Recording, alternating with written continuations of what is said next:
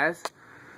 So I decided to swap the Preheat shoplight here, and reason for that is wasn't absolutely happy with the striplight there, and I figure at least this way those who like to see Preheat stuff start up can see it start up now. So we'll try this, we'll see how I feel about this.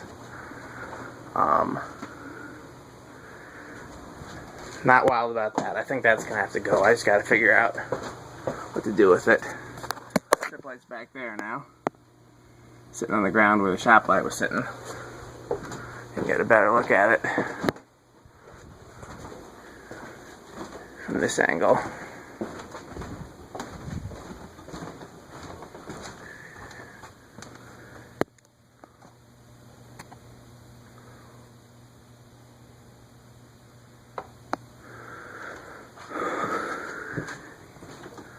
So we'll see where this goes from here. Like I said, I've not been crazy about it, but I want to try to figure out a way to use everything. So, and it's been a long day. So, let me know what you think. Thanks for watching.